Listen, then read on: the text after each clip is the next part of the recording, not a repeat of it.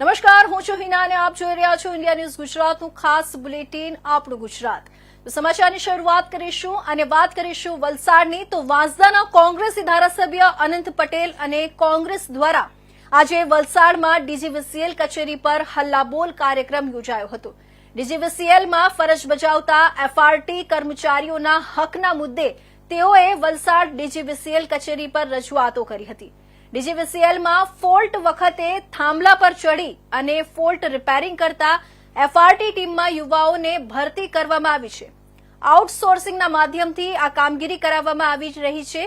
જો કે આ કામદારોને છેલ્લા કેટલાક સમયથી તેમની માંગોને લઈ રજૂઆતો કરવામાં આવી રહી છે, જે નહીં સંતોષાતા આખરે આજે અનંત પટેલની આગેવાનીમાં મોટી સંખ્યામાં એફઆરટીના કામદારો અને કોંગ્રેસ અગ્રણીઓએ વલસાડમાં ડીજીવીસીએલ કચેરી પર પહોંચી શોષણ બંધ કરવાની સાથે જ તેમને પૂરતો પગાર આપવામાં આવે તેવી માંગ કરી હતી।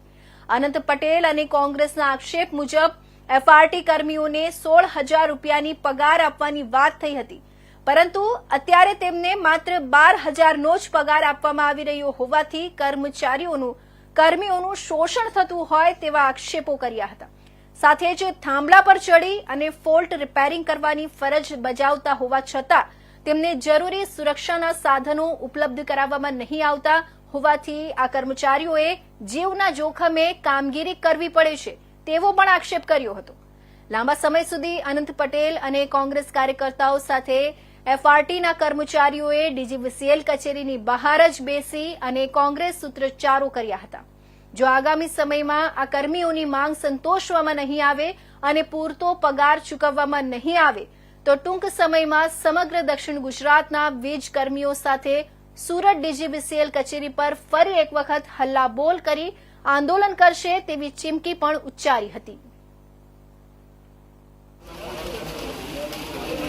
એફઆરટી એટલે ફોલ્ટ રિસ્ટોરેશન ટીમ કે જેનું કામ હંમેશા થાંભલા પર ચડવાનું ઉતરવાનું જોખમી કામ છે અને લગભગ ડીજીવીસીએલના 160 સ્ટેશનમાં કર્મચારીઓ છે અને એ કર્મચારીઓને પૂરતો પગાર મળતો નથી। જ્યારે આઈટીઆઈમાં એમને ઇન્ટરવ્યૂ લેવામાં આવ્યું હતું ત્યારે 16,000 રૂપિયા પગાર આપવાની વાત કરી, પરંતુ એમને 12,000 રૂપિયા પણ પગાર આપવામાં આવ્યો નથી અને જેના કારણે અહીંના જે પણ કર્મચારીઓ છે તેમણે અમને વાત કરી અને અમે આજે વલસાડ ડિવિઝનમાં પગાર વધારો, સેફટી શૂઝના સાધનો, ટ્રેનિંગ તેમજ વીમો, પગાર સ્લીપ વગેરેની માંગણી સાથે અમે રજૂઆત કરી છે।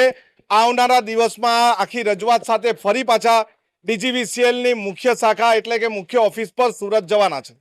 હું ડીજીવીસીએલ જીવી કોન્ટ્રાક્ટમાં કામ કરું છું, એફઆરટી ટીમમાં। અમારી એ સમસ્યા છે કે અમને એ લોકો પૂરતા સાધનો કંઈ નથી આપતા, પીએફ ઇન્સ્યોરન્સનું પણ કંઈ નથી બતાવતા, કોઈ પણ રીતે કંઈ પણ નથી બતાવતા। એ જ માંગણી છે અમારી કે અમને એ બતાવો।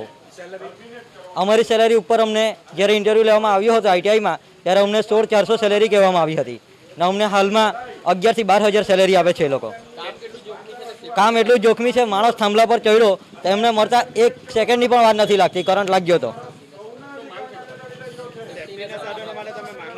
સેફટીના સાધનો એકદમ ચીપ ક્વોલિટીના આપેલા છે એ લોકોએ અમને